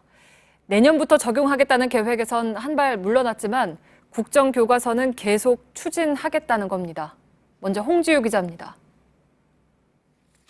교육부는 그동안 국정역사교과서 적용을 1년 유예하고 이후 계획은 밝히지 않는 안을 유력하게 검토해왔습니다. 최순실 국정개입 사건 이후 국정교과서 정책을 강행할 동력이 사라진 상황에서 1년 유예는 사실상 포기를 의미합니다. 하지만 국정교과서 자체는 계속 추진해야 한다는 총리실 입장이 완강해 전전긍긍해왔습니다. 오늘 나온 1년 유예 2018년 국검정 혼용안은 총리실과의 갈등에 따른 절충안인 셈입니다. 국정도서와 검정도서를 함께 사용할 수 있도록 하고 새 교육과정에 따른 검정도서의 개발 기간을 1년 6개월에서 1년으로 단축하도록 하겠습니다. 이에 따라 내년에는 희망하는 학교만 연구학교로 지정돼 국정역사교과서를 주교재로 사용하고 나머지 학교들은 기존 검정교과서를 쓰게 됩니다. 수능 시험은 두 교재의 공통 부분에서만 내기로 했습니다. 교육부는 또 2018년부터 국검정 혼용을 위해 대통령령인 교과용 도서에 관한 규정도 개정할 예정입니다. 오늘 발표에 대해 일부 시도교육청과 현장교사들은 혼란만 부추긴 무책임한 결정이라고 비판했습니다. JTBC 홍지유입니다. 네, 교육부의 오늘 결정은 표면적으로는 1년 유예지만 사실상 역사 교과서 국정화의 최종 결정을 다음 정권으로 넘겼다는 해석이 지배적입니다. 강행에 따른 국민적인 비난도 피하고 국정화를 포기하지 않았다는 명분도 잡았다지만 그 사이 학생들만 혼란스럽게도 했습니다. 윤정식 기자입니다. 교육부는 내년 원하는 학교를 연구학교로 지정해 국정교과서를 시범 적용하겠다고 밝혔습니다. 연구학교에는 지원금이 나오기 때문에 학교장들은 선호할 수밖에 없습니다. 또 국정화 찬성 입장인 교육감을 둔 대구, 경북, 울산의 공립학교나 일부 사립학교에서도 교사나 학생들 의사와 상관없이 연구학교를 신청할 가능성이 있습니다. 이 경우 2014년 교학사 검정교과서를 둘러싸고 일었던 갈등이 재현될 수 있다는 우려가 나옵니다. 또 현재 국회 계류 중인 국정교과서 금지법이 통과되면 시범 적용을 희망한 학교는 중간에 교과서를 바꿔야 합니다. 교육부가 국정화 명분을 포기하지 않기 위해 혼란을 자초했다는 비난이 나오는 대목입니다. 새 교과서도 문제입니다. 보통 교과서 제작에 2년 정도 걸리기 때문에 다른 과목은 2018년 시행에 맞춰 이미 제작이 한창인데 역사 교과서만 정부의 정책 변경으로 1년 만에 만들어야 할 상황입니다. 교육부는 또 건국절과 친일, 독재 미화를 용인하는 2015년 교육과정의 편찬 기준을 고수한다고 밝혔습니다. 이를 바꾸지 않을 경우 검정교과서 내용도 이번에 나온 국정교과서와 유사해질 수밖에 없어 논란은 계속될 전망입니다. JTBC 윤정식입니다. 황교안 대통령 권한대행의 일성은 민생과 안보를 챙기는 위기관리 내각이 되겠다는 거였습니다. 하지만 전염병 확산, 식탁 물가 급등 같은 가장 기본적인 현안에 대해서 관리는커녕 오히려 위기를 키운다는 지적입니다. 조민근 기자입니다. 살처분된 오리와 닭 2,600만 마리, 초중고생 독감 환자 1,000명당 152명, 황교안 대통령 권한대행 체제가 출범한 이후 쏟아진 역대 최고 기록들입니다. 황 대행은 뒤늦게 장관들을 체근했습니다. 일주일 이내에 AI 발생 추세를 진정시키는 것을 목표로. 하지만 상황을 걷잡을 수 없게 만든 건 장관들의 허술한 대응이었습니다. 김재수 농림축산식품부 장관은 임명 당시 농정과 농산물 수급 관리의 전문가로 소개됐습니다. 하지만 고병원성 조류 인플루엔자 차단에 실패한 데다 계란과 식료품 값이 득달같이 오르는데도 속수무책입니다. 감염병 대응 체계가 크게 개선됐다던 정진엽 보건복지부 장관의 장담도 공언이 됐습니다. 우리나라가 검역 정보 시스템 같은 거 만들어 놓은 거는 세계 최고라고 생각합니다. 정부가 위기 관리에 손을 놓자 여파는 경제 전반으로 확산하며 또 다른 기록을 만들어내고 있습니다. 한국은행에 따르면 이달 소비자 심리지수는 금융위기가 닥쳤던 2009년 4월 이후 가장 낮은 수준까지 떨어졌습니다. 탄핵 정국에 생활 물가까지 급등하자 소비자들이 지갑을 닫으면서 벌어진 일입니다. JTBC 조민근입니다. AI 확산을 막기 위한 총력전이 곳곳에서 펼쳐지고 있지만 방역 현장은 허술하기 짝이 없습니다. 통제구역 안에 있는 업체에선 소독도 않고 자가용으로 출퇴근하고 아무렇지 않게 배달 음식을 이용하고 있습니다. 배승주 기자입니다. AI 감염으로 키우던 닭 5만여 마리에 대해 살처분이 한창인 경남 양산시의 한 농장입니다. 그런데 통제구역 내인 농장 바로 길 건너 제조업체 직원들은 평상시와 다름없이 자가용으로 출근해 아무렇지 않게 작업복 차림으로 일합니다. 마스크에 방진복으로 중무장한 방역 요원들과는 확연히 대조가 됩니다. 출장 가는 직원이나 점심을 나르는 배달부에 대해선 차량만 소독할 뿐 개인 소독은 생략하고 있습니다. 여기는 또 형이 딱 들어버리더니 미처 못했거든. 떨어지고 있어. 살처분이 진행되는 또 다른 농장에서도 인근 기업체 직원들은 자유롭게 통제구역을 오갑니다. 살처분된 가금류가 2,600만 마리를 넘어서면서 인력 부족도 심각해지고 있습니다. 이 때문에 살처분과 매립 현장에 외국인 근로자들이 다수 투입되고 있지만 현황 집계나 추적조차 되지 않고 있습니다. 작업이 원래 또 오존 강도가 세거든요, 이게. 그런 강도를 견뎌가지 못해요, 우리나라 사람들이. 특히 독감에 걸린 사람의 경우 AI 바이러스와 작용해 변이 가능성이 제기되는 상황에서 허술한 방역 현장에 대한 우려가 커지고 있습니다. JTBC 배승주입니다. LG그룹이 오늘 전경련 탈퇴를 공식 선언했습니다. 핵심 회원사인 다른 대기업들 역시 탈퇴는 시간 문제라는 입장이라 전경련 해체 가능성은 더 커졌습니다. 그런데 대기업들이 이렇게 전경련과의 연을 끊는다고 해서 오랜 정경유착의 악습도 완전히 끊어낼지는 지켜봐야겠습니다. 강나현 기자입니다. LG그룹은 오늘 4대 그룹 중 처음으로 전경련 탈퇴 의사를 공식 발표했습니다. 내년부터 회원사 활동에 참여하지 않고 회비도 내지 않겠다는 겁니다. 이달 초 열린 기업 총수 청문회에서 LG를 비롯한 4개 그룹은 전경련 탈퇴 뜻을 밝힌 바 있습니다. 삼성과 SK도 조만간 탈퇴를 공식 발표할 예정이고 차은택 씨 인사개입 논란에 휩싸였던 KT도 최근 탈퇴를 통보한 것으로 확인됐습니다. 전경련은 조직 쇄신에 무게를 두고 있지만 회의적인 목소리가 높습니다.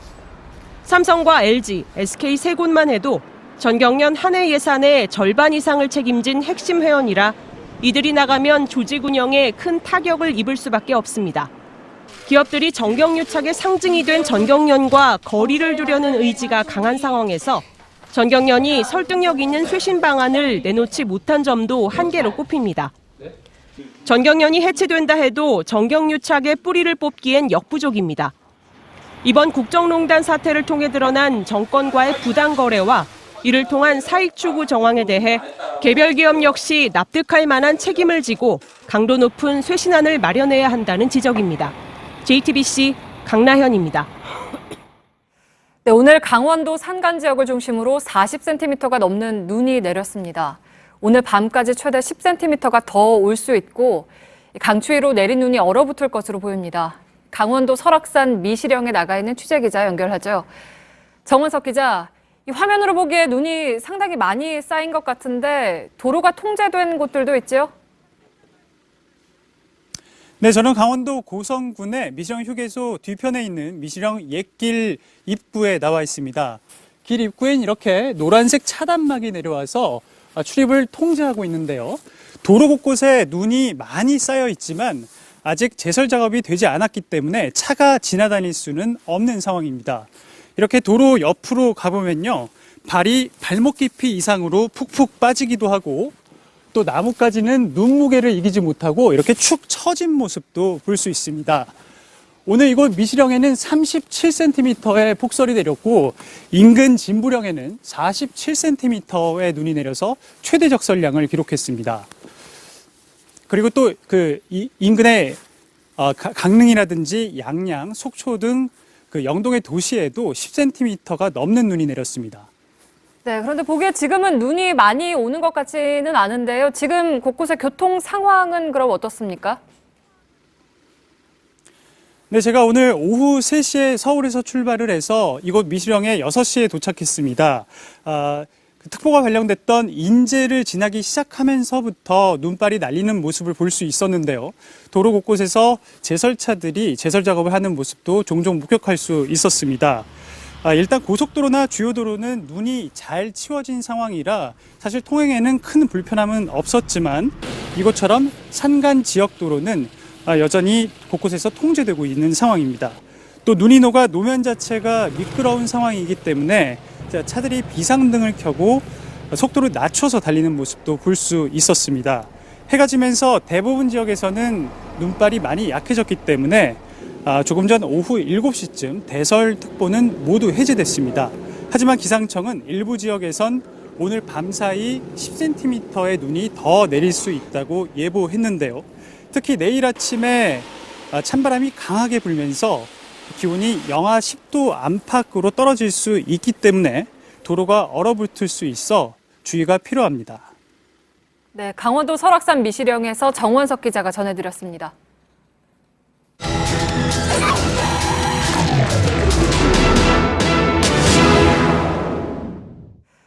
대통령과 청와대가 각종 영양주사제를 수도 없이 사들이고 써왔던 사실이 논란인 지금 이걸 교묘히 상술로 이용해서 불법 시술을 일삼는 병원이 늘고 있습니다. 밀착 카메라가 그 실태를 담아왔습니다. 김도훈 기자입니다.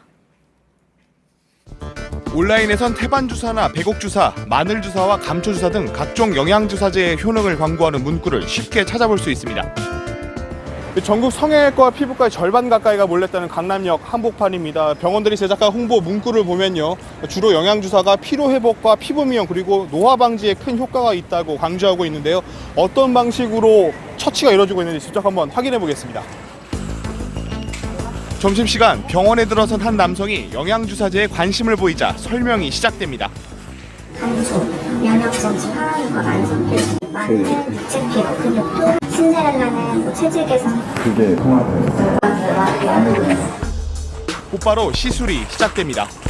간호사는 마늘주사 앰플을 주사기로 뽑아 수액과 섞은 뒤 팔뚝에 주사 바늘을 꽂습니다. 멀지 않은 칸막이 너머로 누군가 주사를 맞고 누워 있습니다. 근처 또 다른 병원을 가봤습니다.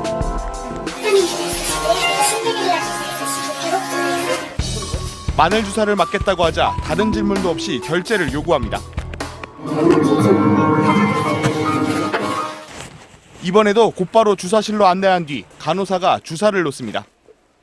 마늘 주사를 맞기 시작한 지 15분 정도가 지났습니다. 지금 코끝에서 마늘 냄새가 살짝 올라오기 시작하는데요. 실제로 이 수액에는 마늘 성분이 들어있진 않습니다. 비타민 B1 성분이 들어있다고 하는데요. 실제로 업무에 과중한 직장인들이나 운동선수들이 주로 맞는다고 합니다. 일부 개인 병원들은 이번 국정 개입 사건을 이용해 영양주사제가 마치 만병통치약이라도 되는 것처럼 홍보에 열을 올립니다. 요즘 박근혜 지사라고 유명하잖아요. 진짜 좋으니까 더 만든 거예요. 이 배고투사는 박근혜 주사라서 피로회복이라든가 간이회복 같은 걸로 들어가시고. 논란이 됐던 박 대통령의 차명진료 이름을 이용하는 곳도 있습니다. 온라인 주사 1회 비용은 95,000원이시고요. 3가지 한 번에 다 맞으시는 거예요. 취재 과정에서 만난 한 의료진은 이런 영양주사제 처방이 사실상 돈벌이에 불과하다고 말합니다. 비급여 항목이기 때문에 아무래도 맞아할 이유가 없죠. 검증된 효과가 없다 보니까 여러 가지를 묶어서 회 이상 패키지로 끊는 것도 권유하고. 그런데 의사와의 면담이나 처방도 없이 이뤄지는 의료 행위는 엄연히 불법입니다. 상담실장이나 간호사가 그런 처방을 하고 투여하는 건 무면허 의료 행위라서 의료법 위반이에요. 그 부분은 엄격히 근절돼야 될 사항입니다. 의학적으로 검증되지 않은 영양주사 등 비급여 의약품 처방 규모는 매년 늘고 있지만 정확한 시장 규모는 파악이 힘든 실정입니다. 주사제 오남용 문제가 커지자 보건복지부도 내년 상반기까지 실태조사를 벌인다고 합니다. 이곳 광화문 광장을 밝히는 촛불은 좀처럼 사그라들지 않고 있습니다. 피부를 가꿔주는 주사제보다는 국민들의 타들어가는 마음을 치료해줄 주사가 더 필요하지 않을까요? 밀착 카메라 김도훈입니다.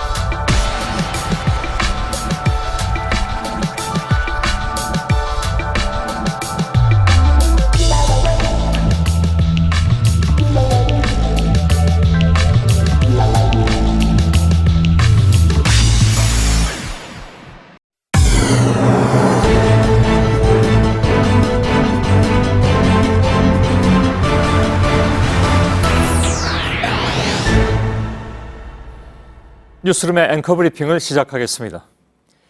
17세기 서구인들이 호주 대륙에 진출했을 때 그들은 깜짝 놀랐습니다. 블랙 스완, 그곳엔 전에 한 번도 본 적 없었던 흰색이 아닌 검은색의 백조가 있었던 것입니다. 그들이 세워놓았던 백조는 하얗다라는 부정할 수 없었던 명제가 무너져 내렸습니다.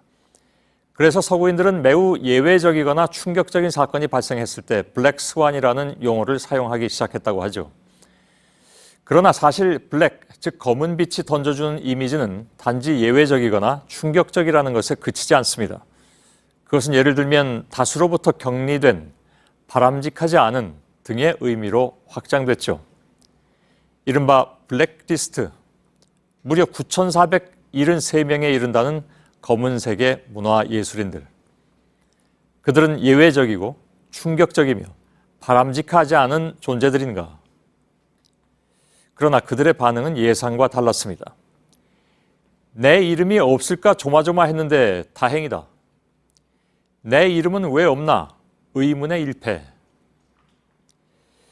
17세기의 백조는 하얗다 이런 명제에 이어서 비정상의 정상화를 추구한다던 박근혜 정부에서는 블랙리스트는 위험한 존재들이라는 또 다른 명제가 무너져 내렸습니다. 그렇다면 세상을 온통 검은 빛으로 덧칠해서 검은 빛이 되레 정상인 세상을 만들어 놓은 사람들은 누구였을까? 직접 봤다. 정무수석실에서 만든 것이다. 대통령에게도 항의했다. 이번 정부 초대 문화부 장관의 증언 속에 등장한 두 사람. 대를 이어 부녀 대통령을 모신 왕 실장과 정무수석과 장관직 두 개를 연이어 차지하면서 대통령을 지근거리에서 보좌한 최측근. 누구도 자신이 블랙리스트를 만든 적이 없다고 항변하고 있지만 그래서 자택까지 압수수색을 당한 뒤 그중 누군가는 국무위원인 장관의 신분으로 한나절 행방까지 묘연해지는 것으로 억울함을 표한 듯하지만 한쪽에선 바로 그 누군가가 블랙리스트가 들어있는 컴퓨터의 하드디스크를 없애버렸다는 얘기도 들려오는 지금의 세상에서는 과연 누가 블랙스완, 즉 예외적, 충격적 혹은 바람직스럽지 못한 군상들인가? 오늘 대한항공은 지난번 기내난동 사건의 주인공을 블랙리스트에 올렸습니다. 이 항공사 오너의 딸도 땅콩 덕분에 이미 블랙리스트의 맨 앞자리에 이름을 올릴 지경이 되긴 했지만 아무튼 이번에 벌어진 그 기막힌 기내난동 사건의 주인공 임모 씨는 평생 이 항공사의 비행기는 못하게 될 것 같습니다.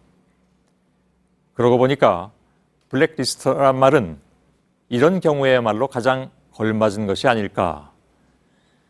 예외적, 충격적, 다수로부터 격리된 그리고 바람직스럽지 못한 존재들 말입니다. 오늘의 앵커 브리핑이었습니다.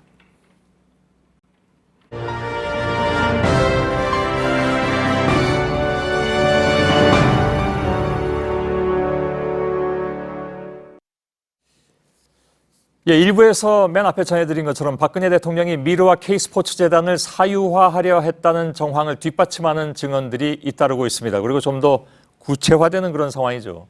이런 두 재단에 대해서 대통령이 기금 모금 과정에서 재벌 총수에게 직접 액수까지 구체적으로 언급하면서 관여했다는 얘기입니다. 그뿐만이 아니라 그렇게 걷어들인 돈을 어떻게 운영할 것인가에도 관여했다는 얘기인데 이런 의혹들은 대통령이 재단 돈을 개인 이익을 위해서 쓰려 한 건지 다시 말해서 뇌물죄 수사와도 연결이 되는 상황입니다. 특검 나가 있는 이서준 기자 잠깐 연결하겠습니다.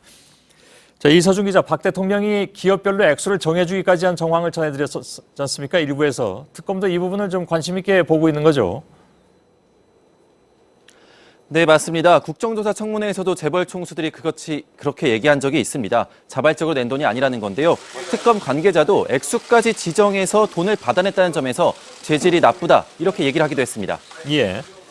자, 안종범 당시 수석이 이 두 재단을 합치라는 그런 지시했다는 얘기가 오늘 나왔습니다. 그 통합재단의 이사장으로 박 대통령이 퇴임 후에 올 것이다. 이게 이제 K스포츠재단의 박헌영 과장 그리고 노승일 부장의 얘기죠. 네, 그렇습니다. 그 사람들의 말을 종합해 본다면은 기금 조성과 인사를 모두 이 박근혜 대통령이 관여를 했다라는 얘기가 됩니다. 그렇다면은 재단을 재계주도로 설립했다면서 재단과 거리두기를 해왔던 기존의 박근혜 대통령의 입장과는 완전히 다른 건데요. 정동춘 이사장은 미래와 K스포츠재단 통합이 이 안전수석의 지시였다고 말하지 않았습니까? 그렇다면은 안전수석은 모든 그 행동을 박 대통령의 지시로 했다고 하고 있기 때문에 이 역시 박 대통령의 지시였다고 볼 수 있을 것 같습니다. 그 최순실 씨가 처분 가능 재산을 10%에서 80%로 늘린 부분, 그리고 최 씨의 유령 회사들과 허위 컨설팅 계약 등을 통해서 돈을 빼내려 한 점, 이런 등등, 이것이 박 대통령과 최 씨가 재단을 사유화하려고 했다라는 근거로 지금 얘기가 되고 있는데, 아까 저희가 일부에서 안혜근 기자의 보도로 전해드린 바에 따르면, 이거 전에 잠깐 의혹이 나온 바가 있습니다만은, 작년 10월에 안 전 수석이 미르재단 출연금의 기본 재산과 보통 재산의 비율을 9대1에서 2대8로 한다. 그러니까 기본 재산은 그걸 마음대로 쓸 수 없는 재산이죠. 보통 재산은 운영이 자유로운 재산이고, 이게 대개 보통 그 재단을 보면 기본 재산의 그 규모가 큽니다. 그러니까 처음에 그렇게 해놨습니다. 그러니까 9대1로. 근데 2대8로 이렇게 바꿔버린, 즉 돈을 마음대로 쓸 수 있게 해놨다는 거. 그것도 박 대통령이 지시했다는 얘기가 나왔는데 그 내용 잠깐 좀 풀어주시겠습니까? 예, 방금 말씀하신 것처럼 이 기본 재산과 보통 재산의 비율을 바꾼 거는 앞서 검찰 수사를 통해서도 드러났습니다. 검찰이 최순실 씨 공소장 등에 이 내용을 적었는데요. 방금 말씀하신 것처럼 이 기본 재산은 함부로 쓸 수 없는 돈입니다. 한마디로 재단의 내부 정관 등에 의해서 엄격하게 사용이 제한되는 거고요. 근데 보통 재산은 마음대로 쓸 수 있는 돈이라는 겁니다. 쉽게 말하자면은 이 재단의 재산 중에서 마음대로 쓸 수 있는 비율을 10%에서 80%로 바꿨다는 얘기입니다. 근데 공소장을 보면은 안종범 전 수석이 이거를 실행을 했는데 최순실 씨가 이거를 주도한 걸로 나옵니다. 근데 어제 안 전 수석의 말에 따르면은 이 박근혜 대통령이 이 같은 지시를 내렸다는 건데요. 정리를 하자면은 박근혜 대통령과 최순실 씨가 서로 공모를 해서 이 재단 자금에서 쉽게 쓸 수 있는 돈을 80%나 늘린 게 됩니다. 다시 말해 두 사람이 이 재단을 사유화하려는 준비를 했다. 이렇게 볼 수도 있는 겁니다. 예, 그 부분이 그래서 매우 중요한 부분으로 떠올랐습니다. 그러니까 다시 말하면 제가 몇몇 재단을 운영해 본 분들한테 얘기를 들어봤더니 이렇게 마음대로 쓸 수 있는 돈을 전체 재단이 보유한 돈의 대부분으로 책정한 것은 그건 있을 수가 없는 일이 아니냐. 그러니까 보통 재단은 그렇게 운영하지 않는다. 재단은 무엇보다도 안정성이 중요한 것이니까 그 안정성을 확보하기 위해서라도 고정자산, 그러니까 그 기본 재산을 훨씬 더 많이 책정을 한다는 것인데 이건 지금 거꾸로 되어 있단 말이죠. 그래서 두 가지가 오늘 떠오른 겁니다. 그러니까 대통령이 재단의 모금을 구체적으로 얼마 이렇게 재벌들에게 특정해서 얘기했다는 것이 오늘 나온 얘기고, 또 하나는 그렇게 모은 돈을 훨씬 운영이 자유롭게 만드는 데 있어서 대통령이 관여한 의혹, 이 두 가지. 그래서 결국 특검이 지금 수사하고 있는 부분은 이것이 뇌물이다라는 쪽으로 방향을 잡고 수사를 하고 있다. 이렇게 정리를 하면 될 것 같습니다. 일단 여기까지 좀 얘기를 듣겠습니다. 이서준 기자였습니다. 보도해드린 대로 세월호 참사 전후 혹은 그 당일일 수도 있는데요. 박근혜 대통령의 피부 미용 정황이 포착이 됐습니다. 일부에서 저희가 이 내용을 전해드린 바가 있습니다. 이것은 저희들이 사실 지난주에도 전해드린 내용인데 거기서 한 발 더 들어간 내용입니다. 앞서 4월 21일 시술 자국 사진을 바탕으로 해서 세월호 참사 당일을 포함해서 15일부터 20일 사이에 시술이 있었다는 합리적인 의심을 보도해드린 바가 있는데, 세월호 참사 다음 날인 17일 사진에서도 동일한 위치에서 자국이 확인이 됐습니다. 그런데 지난주에 보도해드린 내용과 다른 점은, 지난주에 보도해드린 점은 이른바 마리오네트 라인에 나타났던 멍자국이었고요. 오늘 새롭게 저희들이 발견해서 보도해드린 점은 주사 자국입니다. 이것은 엄연히 다른 것이죠. 이 주사 자국의 성격으로 볼 때 전문가들은 4월 16일에 시술이 이루어졌을 가능성도 배제할 수 없다라고 얘기를 하고 있습니다. 박진규 기자가 나와 있습니다. 자, 다시 한번 좀 정리를 좀 해야 될 것 같습니다. 우선 어제 구치소 청문회에서 정호성 전 비서관의 증언 가운데 눈여겨볼 대목은 네. 세월호 참사 당시 대통령 일정 관련된 대목인데요. 2014년 4월 16일 앞뒤로는 박 대통령 일정이 빽빽했는데 유독 그날만 일정이 비어 있었다 이렇게 증언을 했습니다. 특히 세월호 참사 당일 계속 관저에 머물러 있었다고 했지만 누가 있었는지에 대해서는 대통령의 사생활이라 말할 수 없다 이렇게 밝힌 겁니다. 누가 없었다라든가 뭐 있었다라든가 아니면 나는 모른다라든가 이것도 아니고 사생활이라 말할 수 없다. 이건 지난번 그 변호인도 계속 사생활 얘기를 하고 계속 사생활을 얘기하고 있는데 과연 그날은 업무 보는 날 아니겠습니까? 그런데 사생활이 있다는 것도 사실 일반 국민들로서는 이해하기 어려운데 사생활이라서 말할 수 없다라고 얘기하는 비서관의 얘기는 대체 어떻게 받아들여야 되는지 좀 궁금합니다.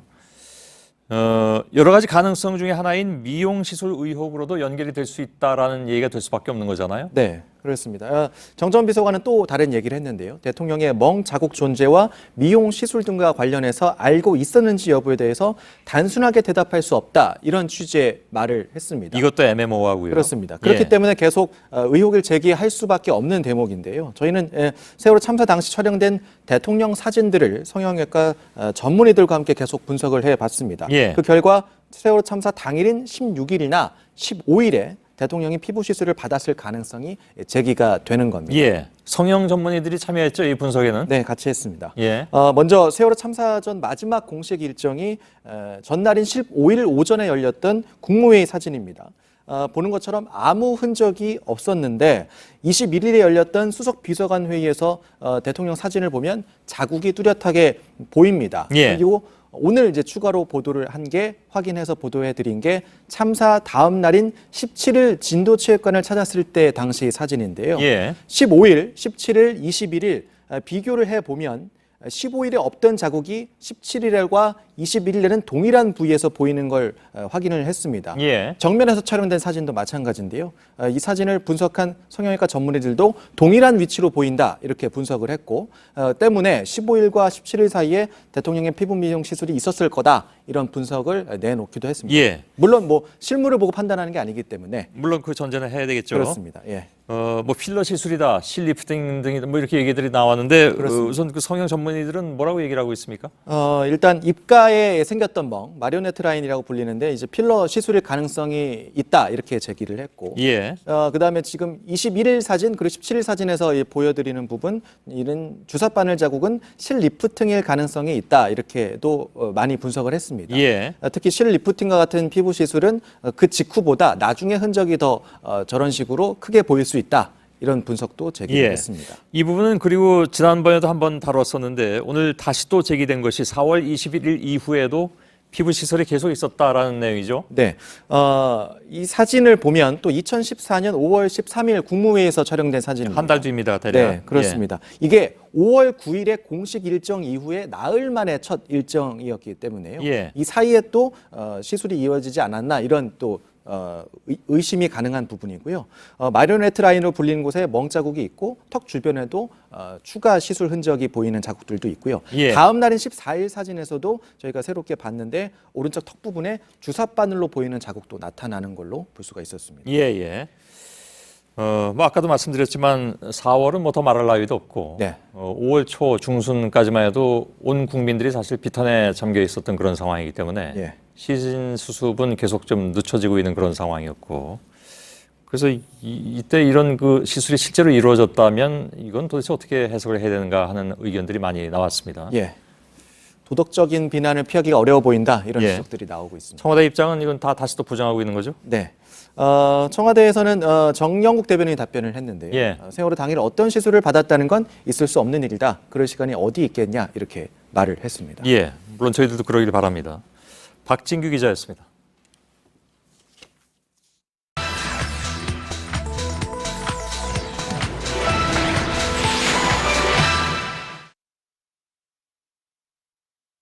네, 독일에서 잠적한 최순실의 딸 정유라. 특검이 오늘 정유라를 적색 수배해달라고 인터폴에 요청했습니다. 그러나 정유라는 현지에서 변호인을 선임하고 대응에 나섰습니다. 적색 수배가 떨어지면 곧바로 송환이 가능한 건지, 독일에서 버티기에 들어가면 어떻게 되는 건지 팩트체크에서 정유라의 신병 확보를 둘러싼 논란을 짚어보죠.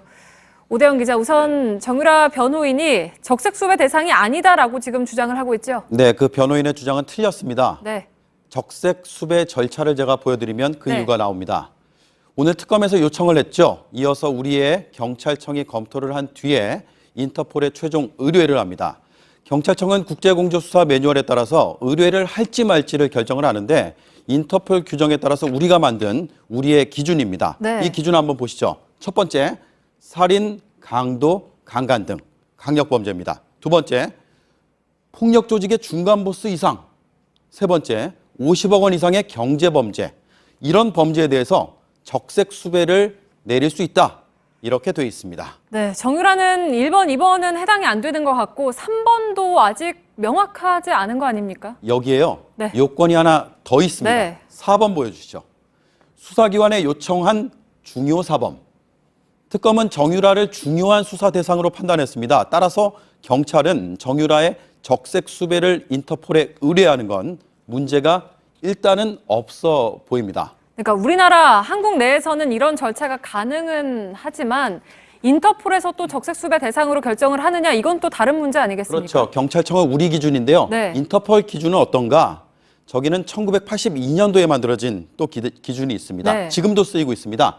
레드 노티스, 적색수배 요건 중에서 2년 이상의 형의 범죄에 해당할 경우에 적색수배가 가능하다. 또 국제수사협력의 중요한 경우도 판단할 수 있다. 정유라는 2대 부정입학으로 업무 방해 혐의를 일단 받고 있습니다. 다 차치하고 이것만 보더라도 5년 이하의 징역이 가능하다는 게 형법 314조에 나오니까 우리나라 안에서도 인터폴에서도 모두 가능한 겁니다. 네, 그러니까 뭐 살인 같은 범죄가 아니더라도 지금 혐의만으로도 충분히 적색수배를 요청하는데 문제가 없다는 거군요. 그렇습니다. 적색수배 내려진 사례를 제가 한번 보여드리겠습니다. 네. 첫 번째, 김우중 전 회장 있죠? 네, 41조 원대 규모의 그 분식회계가 있었죠. 그렇죠. 네, 조이팔. 뭐 희대 사기꾼. 네. 네. 그리고 마지막은 음란 사이트인 소라넷의 운영자도 적색수배가 내려졌습니다. 이외에도 해외 도피 사범의 60%가 적색수배를 받아왔죠. 네, 그럼 적색수배가 내려질 가능성은 매우 크다고 보면 되겠는데 그 이후의 절차는 그러면 어떻게 되는 겁니까? 네, 경찰청이요. 지금 체포영장을 발부받아서 네. 특검이 경찰청에 넘기고 경찰청에서 인터폴에 보내서 저 체포영장을 토대로 이제 독일로 보냅니다. 적색수배가 내려지면요. 독일 경찰은 한국의 체포영장을 가지고 정유라 체포에 나서면 되는 겁니다. 네, 그럼 독일에서 새로 영장을 발부받을 필요가 없는데 그러면 송환이 아주 좀 신속하게 이루어질 수 있겠는데요? 여기까지는 신속한데요. 그 다음이 문제입니다. 네. 저렇게 신병을 확보하고 나면 구금이 되는데 구금이 되고 나면 인터폴의 역할은 여기서 끝이 나거든요. 다음 노란색이 아주 깁니다.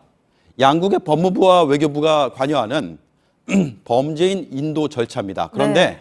이건 다 재판을 거쳐야 합니다. 한국으로 보낼지 말지를 독일 법원이 최종 결정하는 거죠. 정유라는 재판 과정에서 한국으로 돌아갈 수 없다.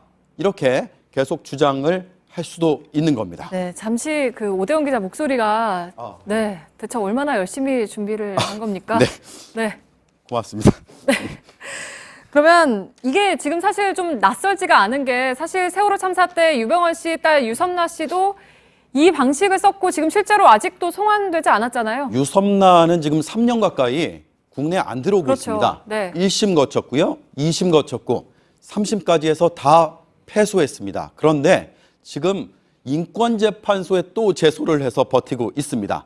정유라도 이럴 수 있다는 겁니다. 특히 정유라는 이 건과는 별개로 저 별건 재판이라고 돼 있죠. 자금 세탁과 탈세 혐의로 독일 검찰의 수사 선상에도 올라 있습니다. 네. 독일에서 정유라를 기소를 하면 이 송환 문제와 무관하게 별도의 재판이 또 열릴 수도 있는 겁니다. 네, 그러니까 송환을 하는 대신에 독일에서 먼저 재판을 한다는 얘기죠. 그게 가능하다는 겁니까? 그럴 가능성을 완전히 배제할 수 없다라는 네. 말씀을 지금 네. 드리는 거고요. 이건 한국과 유럽 평의회 간의 협약입니다. 제19조에 인도 청구 결정 후에 당사자가 피청구국이 소송을 제기할 수 있도록 여기서 피청구국은 독일입니다. 그렇죠. 또 독일에서 형을 복역할 수 있도록 네. 인도를 연기할 수 있다. 이렇게 되어 있습니다. 만약에 독일 법원에서 정유라 재판을 이유로 송환을 미루자고 주장을 하면 더 늦어질 수도 있다는 겁니다. 정유라는 지금 업무방해 정도가 아니라 해외 재산 은닉 여부를 밝히는 핵심 인물로 꼽히고 있습니다. 결국 최선의 방법, 자진 입국, 수사 협조입니다. 네, 지금 오늘 오대영 기자가 목이 쉬어갈 정도로 열심히 자진 입국 수사 협조를 말을 했는데 지금 그래서 특검에서도 하루빨리 들어오라고 하는 걸 테죠? 네, 맞습니다. 네, 잘 들었습니다. 팩트체크 오대영 기자였습니다.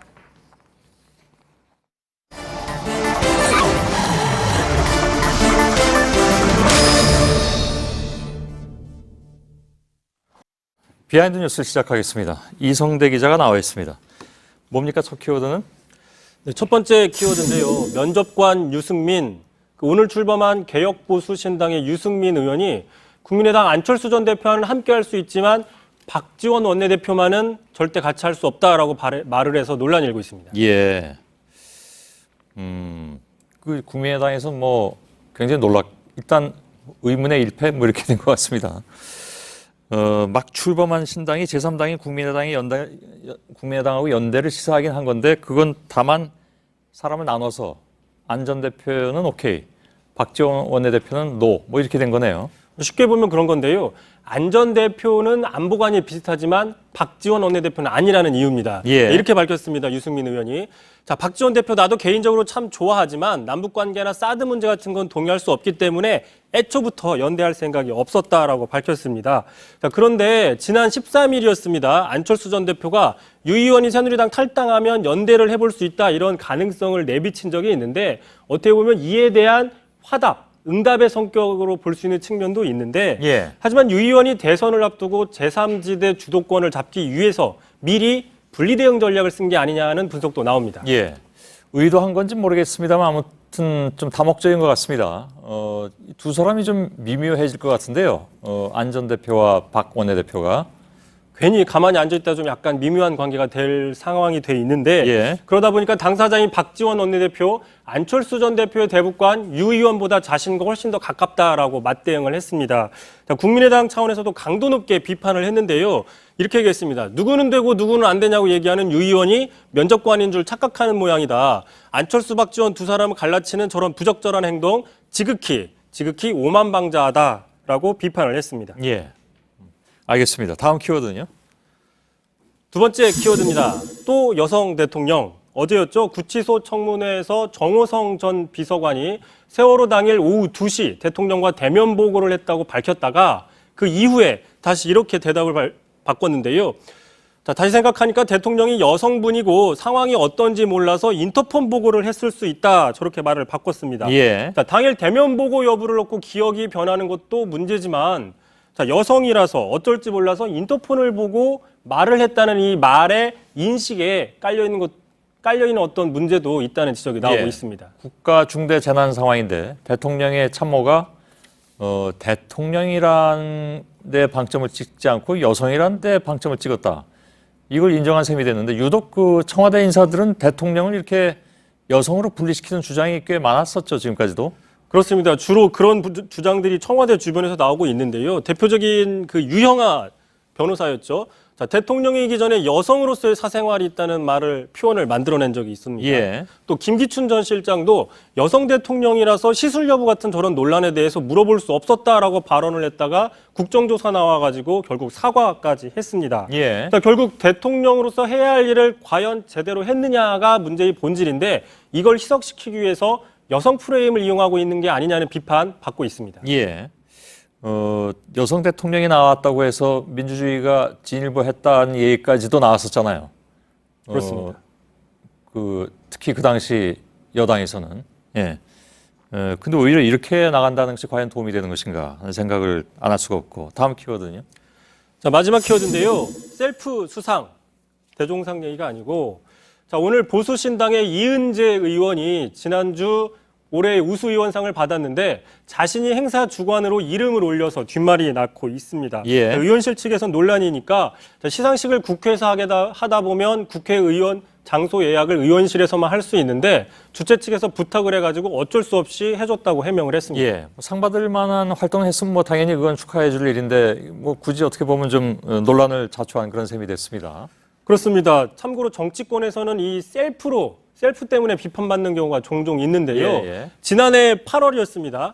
심재철 부의장이 자신의 지역구 앞에 청사가 새로 건립이 됐는데 그 앞에 이렇게 스스로 머릿돌을 저렇게 세웠다가 논란이 일었습니다. 뭐라고 쓴 겁니까? 지역발전 염원을 담아 국회의원 심재철이라고 큰 예. 돌을 세웠는데 곧바로 선관위에서 선거법 위반으로 보고 철거 명령을 내려서 며칠 만에 바로 철거가 됐습니다. 공덕비를 자기가 세우는 셈이 됐네요. 뭐 일종의 그런 셈인데 남이 세워줘야 되죠. 셀프 홍보를 했고요. 예. 그다음에 김종인 의원도 지난 총선이었죠. 민주당의 비대위원장을 맡았다가 자신의 이름을 스스로 비례대표 2번에 올려서 셀프 공천이라는 논란에 시달리기도 했습니다. 예. 여기까지 비하인드 뉴스 진행하겠습니다. 이성대 기자였습니다. JTBC 뉴스룸은 지난 10월 최순실 태블릿 PC 보도를 시작으로 최 씨의 국정 개입 사건을 연속 보도해드리고 있습니다. 관훈클럽은 오늘 해당 보도들을 제34회 관훈 언론상 권력감시부문 수상작으로 선정했습니다. 관훈클럽은 JTBC가 최 씨 등의 국정농단 실체를 밝히고 사상 최대 규모의 촛불 집회를 나왔으며 박근혜 대통령의 탄핵안 가결까지 이끌었다고 선정 이유를 밝혔습니다. 네, 하루 종일 강원 영동 지방에 쏟아지던 눈은 조금씩 잦아들고 있지만 밤사이 최대 10cm의 눈이 더 오는 곳이 있겠습니다. 중부 내륙 곳곳엔 한파특보가 내려진 가운데 내일은 바람도 강하고 매우 춥겠습니다. 예, 저희들은 내일도 최선을 다하겠습니다. 여러분 고맙습니다.